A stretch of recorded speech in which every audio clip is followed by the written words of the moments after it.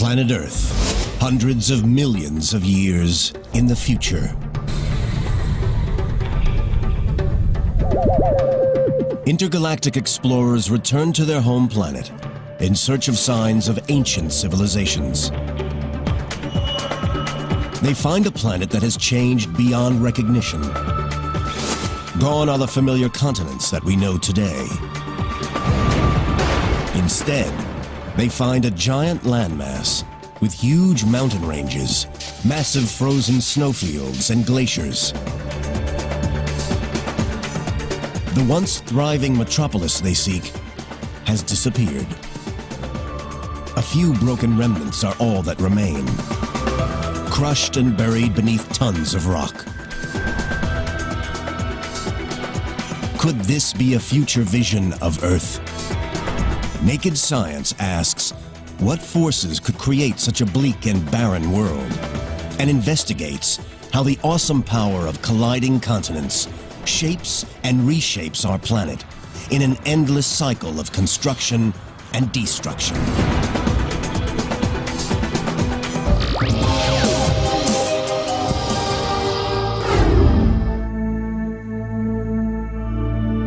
Our world, the Earth.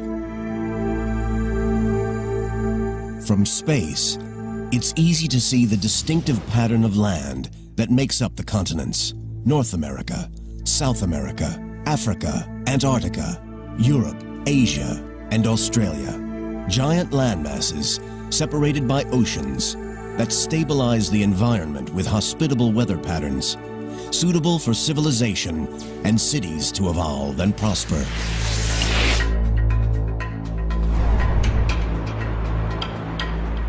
Now imagine our planet ravaged by storm force winds, subjected to extremes of temperature, giant freezes, heat waves, and droughts. A world where cities are crushed and destroyed, where Africa tramples New York underfoot, and London freezes at the North Pole. The geological future of New York is going to be rather traumatic. North America and Europe are going to collide with one another. The world as we know it will be unrecognizable. This is not a portrait of the Earth after a devastating global disaster. This is how nature will shape our planet many millions of years in the future. This incredible remodeling is just part of a natural cycle that has shaped the Earth for the last 4 billion years, and will continue to do so until the sun finally destroys its surface once and for all. Today, our continents may seem solid, safe, and forever fixed in place, but they are none of those things. These great landmasses are constantly on the move. Speed up the last few billion years, and one can see the continents sailing across the globe. Powerful forces deep within the planet rip the continents apart and then smash them together in an ever-changing cycle of death and rebirth. Oceans disappear, mountains crumble, and rise again. Landmasses form and reform. Colliding continents are the mightiest force on Earth. When we look at the history of planet Earth, we see that it is full of change. Change is part of nature, and this change continues today and will continue into the future.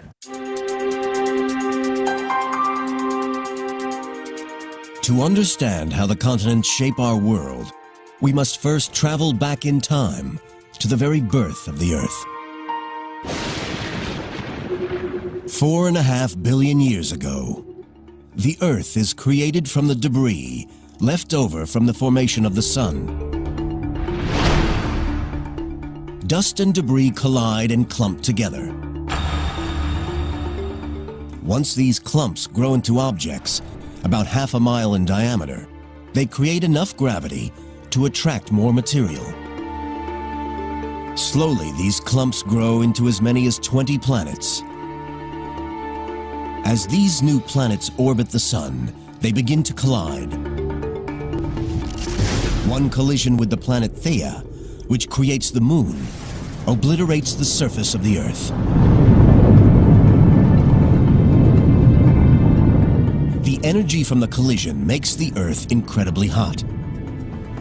At around 11,000 degrees Fahrenheit, it's more than 7 times hotter than the inside of a cremation furnace. Earth is a massive molten ball of boiling lava. This is primeval hell, where thousands of asteroids and comets bombard our world. But deep within the planet, a process starts that will lead to the first land. The heaviest elements, lead and nickel, sink down toward the center of the Earth to form a molten core. The lighter elements, including oxygen and silicon, rise toward the surface, where they erupt in volcanoes of molten rock. Slowly, the Earth's surface cools. Molten lava solidifies to form patches of crust, the seeds of the first continents. But even as the first land is born, it faces a battle to survive. We were being bombarded by a large number of asteroids very early in the history of the planet. So there's a lot of dynamic change from being walloped by giant impacts, disturbing things. Geology professor Sam Bowring is an expert in early Earth and the genesis of the continents. When we had an early crust is an interesting question. I suspect we had an early crust from day one. The question is, how long was that preserved? When the Earth was being bombarded constantly by asteroids, a small chunk of that crust was very low.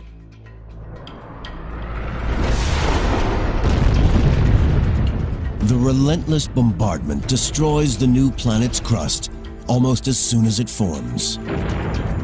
This recycling of the surface continues for many millions of years. But as the flux of asteroids began to wane, and as the Earth matured a little bit, I suspect the early crust lasted a little bit longer. Eventually, the barrage from asteroid impact slows down. The surface of the Earth continues to cool. But the Earth is missing one vital ingredient: oceans. Where Earth got its water has been a controversial topic over the years. I think most people now think that many meteoritic bodies actually contain quite a lot of water. Water carried by meteors and asteroids may form the oceans that surround the first continents. The Earth, 4.4 billion years ago. Our planet is now 150 million years old, and the first primitive landmasses have formed. They are not like the 7 instantly recognizable continents of today. They are just small rafts of rock floating on the mantle. But now a type of rock appears on the Earth's surface that will form the nucleus of future continents. A rock buoyant enough not to sink into the bowels of the Earth. Granite. In South Africa, in the Kapval region southwest of Johannesburg, geologists examine ancient granite that has survived the ravages of time. These are the ancient remains of what some people consider to be the first true continent. We're looking at the relics, the remnants of the first continental nuclei. This is one of the oldest, but certainly the best preserved continental nucleus in the world. Geologist Alex Kisters studies how granite formed the first continents. The rocks here are so important because they are remarkably well preserved, much better than anywhere on Earth. And that allows us actually to study processes that were involved in the formation of these early crustal rocks. Kisters is collecting samples to date the age of the granite. We're drilling these little rock cores, taking them out, and then sending off later onto the lab to be dated. Dating rocks is a complex process because over long periods of time, the minerals can break down and reform into new rocks. Scientists look for an ingredient of rock that is tough enough to withstand the test of time.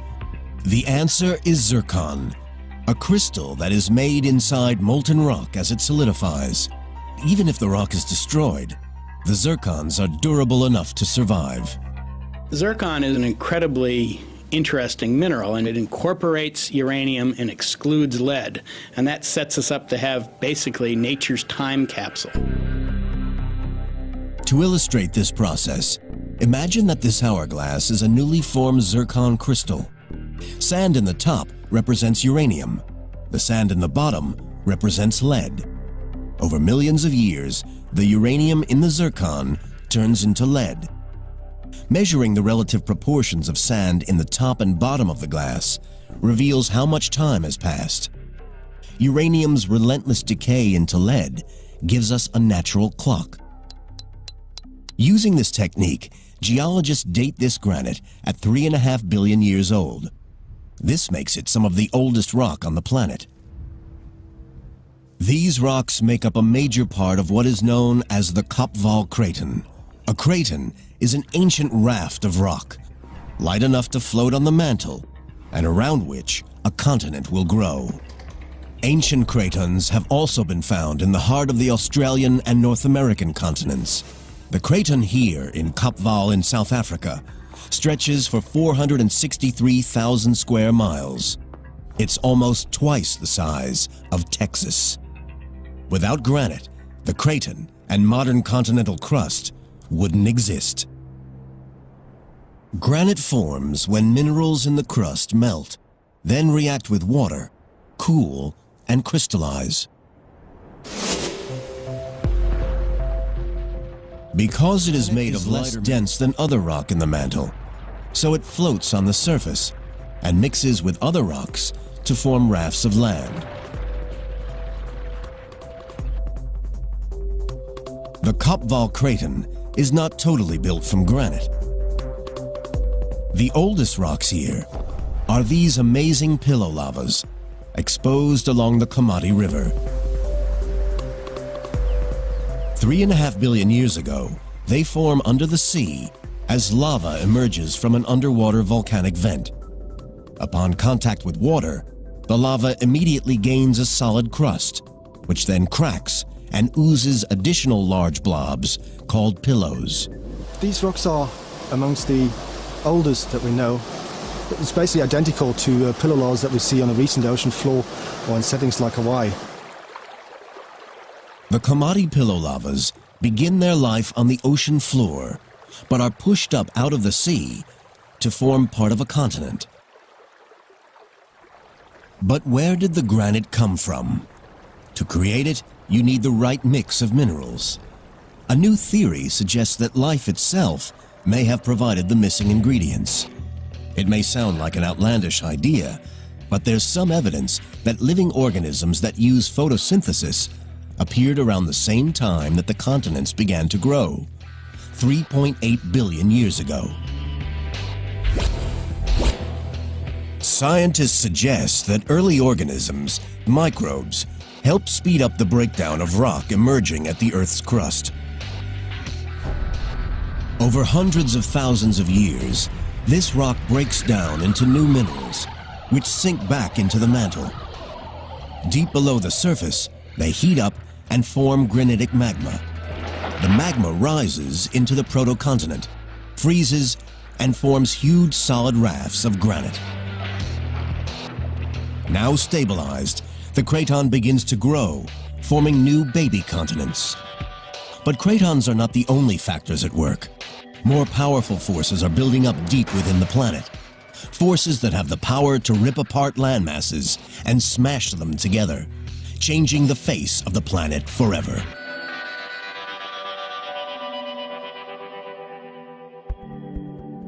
Four and a half billion years ago, the Earth forms. For many years, it is bombarded by asteroids and meteors. Slowly, the molten planet cools, and small landmasses form around cratons of granite rock. Massive forces from deep within the planet rip apart and smash these small protocontinents together as they grow into the large landmasses we see today. The surface of the Earth, the crust, is made up of a giant jigsaw of interlocking pieces called tectonic plates. The separate plates themselves sit on the mantle, the layer between the crust and the Earth's core. Although the mantle is made of rock, the heat and pressure deep down mean it's flexible enough to allow the plates above to move up to several inches a year.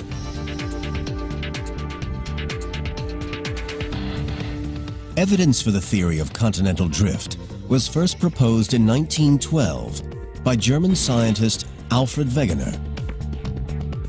He noticed that identical fossils were discovered oceans away from each other.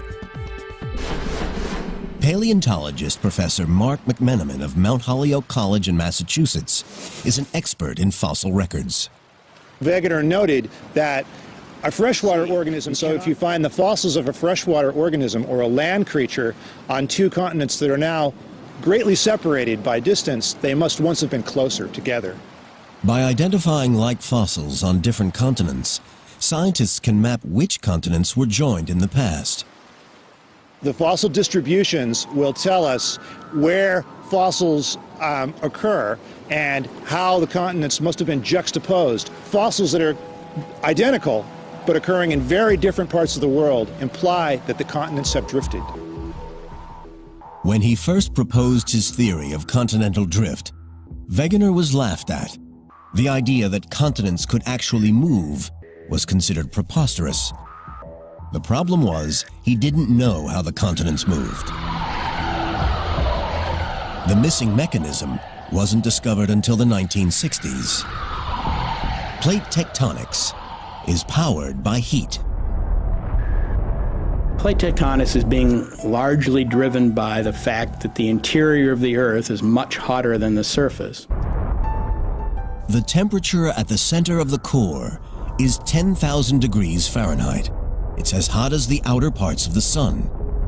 Much of the heat is left over from the collisions and massive bombardment during the early days of the Earth. The rest comes from radioactive decay of heavy elements in the core. Heat escaping from the core creates convection currents in the next layer of the Earth, the mantle. The process is like a lava lamp, where heat from the bulb at the bottom creates convection currents in the oil, pushing the synthetic lava upward. The heat melts part of the mantle and sends plumes of magma, molten rock, rising to the surface. It rises between cracks in the plates, creating new rock that pushes the plates apart. I think that plate tectonics is virtually inescapable on this planet. It's an exceedingly efficient way to cool the interior of the Earth. This formation of new rock splits apart and separates the plates and the continents sitting on them. Today, the majority of this new rock forms under the sea, creating vast interconnected volcanic mountain ranges that extend through all the major oceans. One range can clearly be seen at the bottom of the Atlantic Ocean along the Mid-Atlantic Ridge. It stretches more than 12,000 miles from the subantarctic to the Arctic. It comes to the surface in a few places. Iceland was created from volcanic lava, bubbling up at the junction between the North American and Eurasian plates. It's one of the few places on Earth that one can actually see continents being pushed apart. We are watching here geological structures that you cannot really watch anywhere else. It's like a big textbook of geology. This is where the Earth's crust is being made. Paul Einarsson, professor of geophysics at the University of Iceland, monitors the mid-ocean ridge where the continental plates are splitting apart. The ridge in Iceland is almost 3 miles wide. On one side is the North American plate, on the other side, the Eurasian plate. The rift here grows as new rock forms at its center, pushing North America and Europe away from each other. The Atlantic Ocean widens, and the two continents drift apart. Eventually, the Atlantic could become as big as the Pacific. To measure how fast they're splitting, Einarsson takes global positioning system readings at specific points along the plate margin. We put the antenna right on top of the point, and then we can calculate the exact position of this point in the world with respect to the center of the Earth. Although the ridge appears calm and there's no magma rising to the surface, Einarsson's measurements show that the two continents are drifting apart by around an inch a year. So by the end of the century, Europe and America will be almost 8 feet further apart. The movement in Iceland is typical of the processes shaping the continents since their birth 4.4 billion years ago. It's part of the great cycle of the Earth's continents. The new crust, created at the mid-ocean ridge, moves away, cools, and eventually sinks back into the Earth. When the first proto-continents formed, there were several interconnecting tectonic plates, constantly bumping and grinding against each other, pushing the new land over the planet. Today, the Earth has over a dozen plates, some colliding together, some moving apart. They are powerful enough to move a continent the size of North America over 3,000 miles in 200 million years. That's 15 miles every million years. The Earth, 3.4 billion years ago, and plate tectonics pushes the proto-continents together. They combine to form ever larger tracts of land.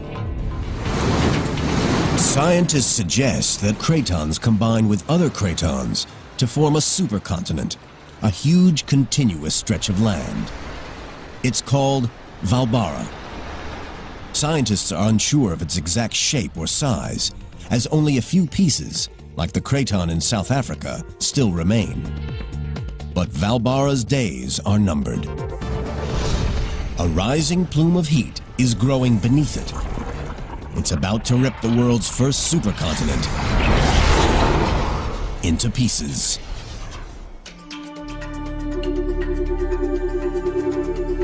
$2.7 billion years ago, Valbara, the world's first supercontinent, still dominates the planet. But plate tectonics, powered by heat from the Earth's core, is about to split it apart. Rock as a continent gets very large, the rock traps heat beneath it. As it gets hotter and hotter, a plume of superheated magma builds up beneath the giant continental mass. The temperature continues to rise, and pressure in the mantle increases. Eventually, the crust can no longer contain the pressure, and the hot lava breaks through, ripping the land apart.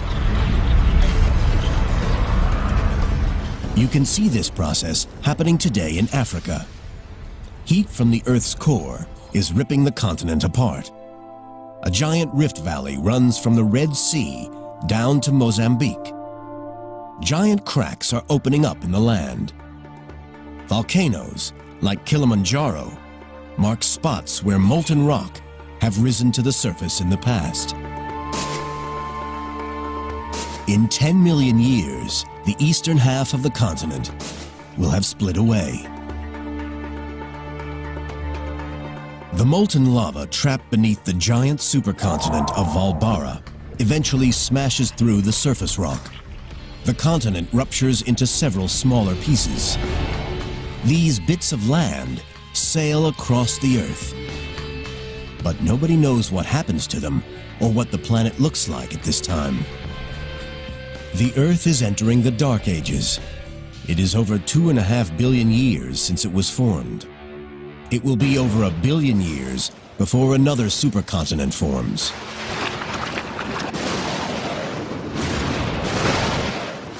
The Earth is entering a deadly cycle of destruction and rebirth. The theory of continental drift suggests that we go through cyclic phases of continental dispersion and then continental collision. And the continents then seem to move apart from one another and then collide with one another over a maybe 100 million year or more time scale. When a large continent splits apart, the separate pieces travel away from each other, pushed by the creation of new land at the ridge between plates. Because the Earth has a constant surface area, the same amount of land created must be absorbed into the Earth. This process happens at subduction zones at the junctions of plates. At a subduction zone, crust dives down into the mantle to be melted to form new rock. When the plate subducts into the Earth, it brings two pieces of land together. When they collide, a new supercontinent starts to form. It is now 1.1 billion years ago on our timeline, and the next known supercontinent has formed. Its name is Rodinia, and it holds almost all of the continental rock on the surface of the Earth. Still, no one knows exactly what it looked like, but at its heart is an area that will eventually become North America. 350 million years later, the cycle of annihilation and creation starts again as the buildup of heat beneath the surface of the Earth tears Rodinia apart. When Rodinia splits, it forms several smaller continents that for millions of years drift apart and then drift back together again to form Gondwana, a supercontinent in the southern hemisphere. Eventually, after several 100 million years, Gondwana slowly splits apart. Plate tectonics pushed the land back together to create the world's last supercontinent. It's a huge landmass known as Pangaea. All the continents we know today are here, joined together. Geologists are able to plot the continents' relative positions because 350 million years ago, there are numerous species on Earth, each living in distinct regions. This specimen that I have right here is the first trilobite that was ever described from what is now the United States. It is exactly the same type of trilobite that occurs on the other side of the Atlantic Ocean in North Africa. So we know then that the trilobites in the old and new worlds must have been close together because they're so closely related. The fossil records show that North America and Europe rest next to one another. The land where New York now sits is next to Morocco in North Africa. The Atlantic Ocean does not exist. The east coast of South America nestles against the western coast of Africa, while Australia, India, and Antarctica are joined to the southeast of Africa. If we want to look at a picture of the world 250 million years ago, we're going to look at a world in which a four-footed creature could walk from one end of this landmass to the other. Pangaea is one giant continuous landmass. It not only makes the world look very different, it also has a dramatic effect on climate. Because much of the land is located far from the sea, the climate of the interior changes radically from season to season. It gets very hot in the summertime and extremely cold in the winter. You don't have the moderating influence of the ocean that we have today. So it's a very different world. And it's a world that in some ways is harsher and less hospitable, at least to life on land. It's thought that the climate change caused by Pangaea's formation may have played a role in one of the largest mass extinctions on Earth. This event, known as the Permo-Triassic mass extinction, wipes out about 90% of all life on Earth. It's been called the mother of all mass extinctions. I would consider that the formation of Pangaea, with its climate worsening effects, to be a contributing factor, however, and not the sole cause of the mass extinction. 250 million years ago, and the supercontinent of Pangaea is breaking up. The continents we know and recognize today begin to take shape. Over the next tens of millions of years, South America drifts away from Africa, North America away from Europe. Australia splits off from Antarctica and heads north to warmer climes. The positions of our continents are becoming familiar, although their distinguishable features are not. The world's vast mountain ranges, the Alps and Himalayas, and its great valleys, like the Grand Canyon, are yet to form. They will emerge out of one of the biggest battles in nature, the battle between colliding continents.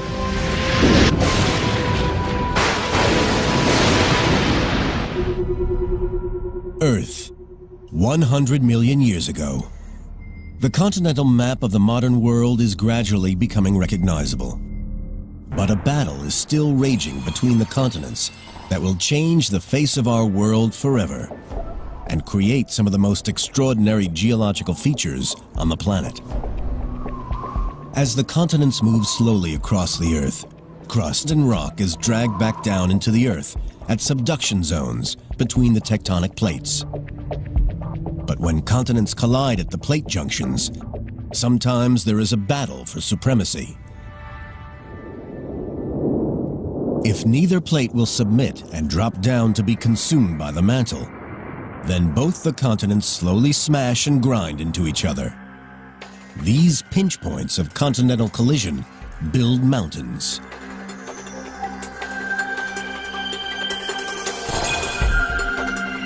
The Alps. Higher than the Rockies, the Alps stretch from France in the west through Italy, Switzerland, and Austria to Slovenia in the east. Their formation is a direct result of a continental collision between Africa and Europe. The story of the Alps begins when the African plate breaks away from the South American plate. It starts moving toward Europe. Without the plate movement, there wouldn't be any mountain on this planet. Professor Gerard Stamfli of Lausanne University in Switzerland studies the processes that built the Alps.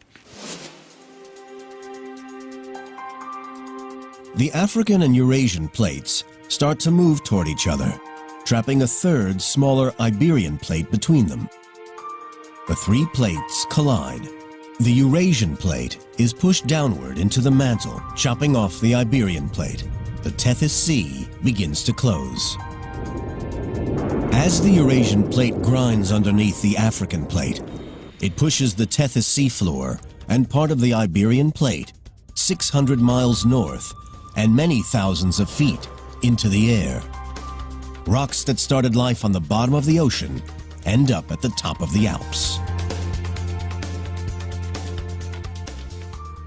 Quite fascinating to imagine that if you are on top of the Matterhorn, you're actually staying on top of Africa. For geologists, Africa stops in the Alps. Over the next 100 million years, the continents continue to smash together.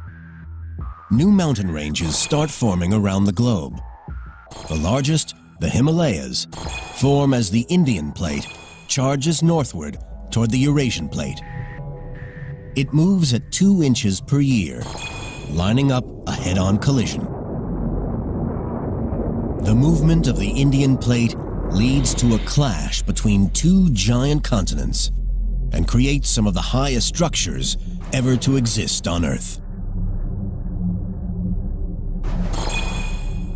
The incredible power of continental drift not only builds mountains, it also sculpts one of the world's most recognizable landmarks, the Grand Canyon in Arizona. The Grand Canyon is a great scar on the surface of the Earth. Geologist Ron Blakey has been studying the canyon for over 30 years. It's just a wonderful place to come face to face with planet Earth. The Grand Canyon is 277 miles long and up to 18 miles wide. At its deepest, it stretches down for over a mile. The gorge exposes the interior of the North American continent. It's like looking through the pages of a book. Each layer tells a story about the past. One of the really neat things about Grand Canyon is as we go up the walls of the Grand Canyon, it's just like going through a time machine. Layer upon layer of rock reveal the geological history of North America, from present day to 2 billion years ago. The deeper you go, the older the rocks. By studying the layers, Blakey can piece together the history of the canyon. He finds some of the most interesting evidence at the very top. Fossils of ocean creatures. Wow, this bed's the jackpot here. What we have is an extraordinary example of a Permian seafloor. The most important thing it tells us with respect to the Grand Canyon is that this area had to be near sea level when these rocks formed. Now it's 7,000 feet above sea level on the rim of the Grand Canyon. So something had to happen. Either the sea had to fall 7,000 feet, and we're pretty sure that didn't happen, or this landscape had to be uplifted 7,000 feet. We're pretty sure that happened. 250 million years ago, the canyon starts to form as a result of a collision between the Pacific and North American plates. They collide with such force, the North American plate thrusts more than 2 miles upward. What was once seabed rises over a period of 15 million years to form a vast plateau far above sea level.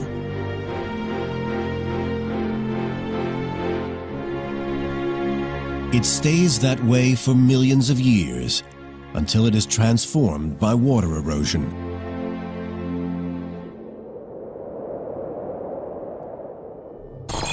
Six million years ago, several hundred miles south of the canyon, plate movements open up the Gulf of California to the sea.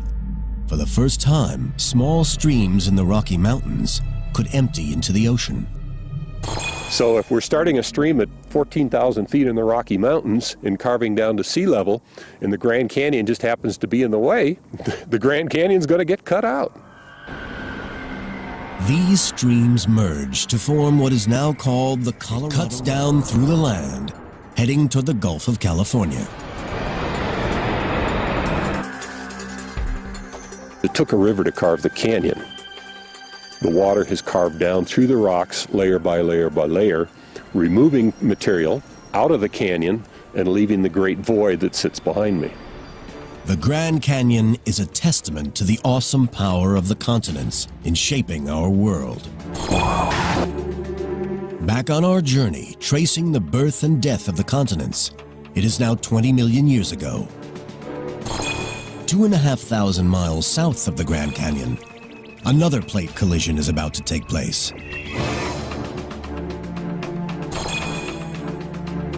The map of the modern world is almost complete. At this time, water flowing freely between the Pacific and Atlantic Oceans still separates North and South America. Over many millions of years, the Pacific plate begins sliding under the Caribbean plate. The pressure causes underwater volcanoes to erupt. Some explode with such ferocity that they create a range of small islands between North and South America.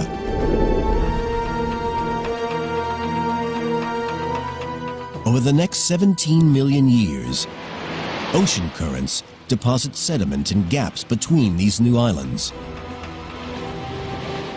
Gradually, the sediment builds up and compresses to form land bridges between the islands. 3 million years ago, the Isthmus of Panama, a narrow strip of land, finally joins North and South America. It separates the Pacific and Atlantic Oceans. The flow of water between the two stops, and ocean currents must take new routes. This causes yet another change in the climate of our planet. It changes the movement of warm seas around the globe, disrupting weather patterns, possibly pushing the planet into an ice age. Many species are wiped out. The continents as we know them today are formed, creating the nice, hospitable environment for human civilization to evolve and thrive on planet Earth. But how long will it last? The forces that power plate tectonics are still active and will tear our continents apart once again. They will build one that may trigger another mass extinction and push humanity to the brink of annihilation.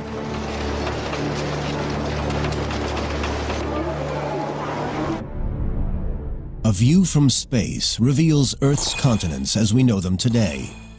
There are 7 in total, but some are separated by a political divide rather than a geographical one. Africa-Eurasia is a supercontinent comprising of Africa, Europe, and Asia.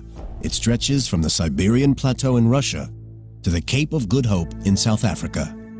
A spectacular route across 3 continents, incorporating dramatic climate change, vivid scenery, and diverse cultures.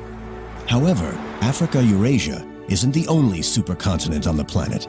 Because the Panama Isthmus links North and South America together, they too can be thought of as one vast landmass. And if the Bering Strait between Russia and Alaska were to freeze over, it would be possible to walk from Cape Horn in South America to the Cape of Good Hope in South Africa. A journey of around 25,000 miles. But this won't always be possible, for powerful forces deep below the surface continue to send the continents hurtling across the globe. A process that started at their birth 4.4 billion years ago, and one which will continue long into their future. What we're observing at the moment is only a snapshot of the Earth's global cycle that has been undergone for the last 4.5 billion years probably, and will be undergoing, even if we're not around anymore.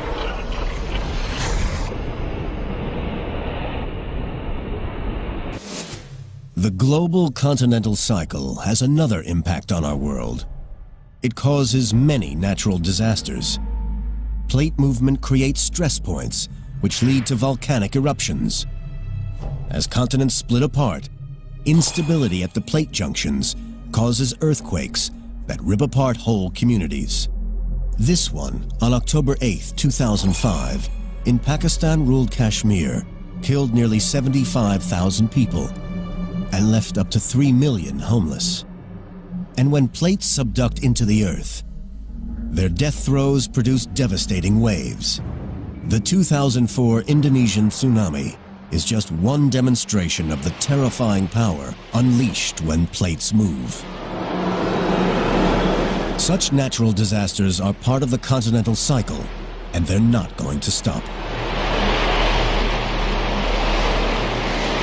Plates moving is something we have to live with. There's nothing we can do about it. It's going to happen. There are going to be big earthquakes in California. There's going to be a lot of damage. There's going to be loss of life.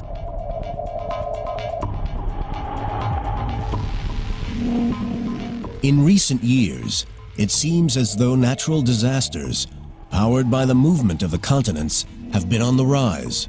But what we are witnessing is an increase in awareness, rather than an increase in the number or severity of natural disasters. I think what we're really seeing here is a very raised consciousness of the public. With instant communication abilities, much more publicity is given to volcanic eruptions and earthquakes. We are observers to only a very short period of the life of the Earth. If we could monitor earthquakes and volcanic activity caused by plate movements over millions of years, we would see a very different picture. When you look at something over 10 years, you might have 10 major earthquakes. The next 10 years, you might not have any, but that's not significant. It just is related to the short period of time that you're making the observation at. When you start looking at hundreds, thousands, and millions of years, all that averages out. It's impossible to predict exactly when the next disaster will occur. But it is possible to predict where it will happen. The plate boundaries.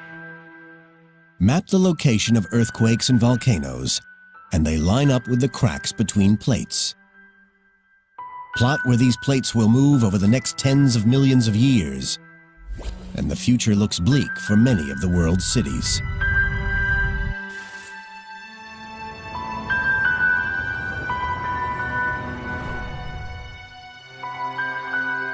So what will our world look like in the future? 50 million years from now, the Atlantic Ocean will widen, pushing New York further away from North Africa. Meanwhile, in the southern hemisphere, Australia will be on a collision course with Southeast Asia, and in Europe, Africa will head north, closing the Mediterranean Sea.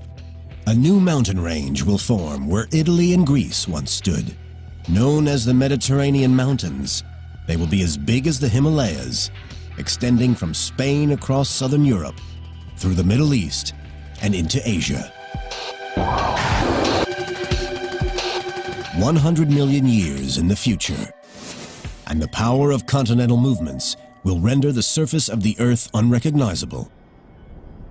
The Atlantic Ocean will continue to widen, but a subduction zone will form along its western shoreline. The first sign of it can be seen today in the Caribbean, the Puerto Rico Trench. This trench will grow north and south along the east coast of North and South America.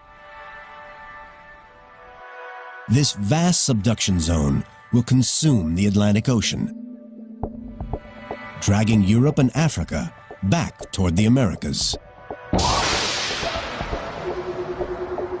250 million years in the future, intergalactic explorers returning to their home planet will find a world very different to the one in their records. There will no longer be 7 continents, but one gigantic landmass containing most of the land on Earth. They could find it a barren, frozen world. The explorers search for the remains of our cities, but when Europe and America collide, any cities along the coastlines will be gradually destroyed. The geological future of New York is going to be rather traumatic. In the long term, New York is going to be at the site of a continental collision. North America and Europe are going to collide with one another and produce a distinctive suite of rocks which will eventually be crumpled between the two continents as they collide. New York and its neighbors will be crushed and buried beneath the surface, leaving no more than a few remains. In the future, geologists will be able to find remains of New York City trapped in the rocks themselves, either buildings or plastic bottles or old autos and their parts. All of these things will be incorporated into the fossil record and will be recognizable to a future geologist who knows what she or he is looking for.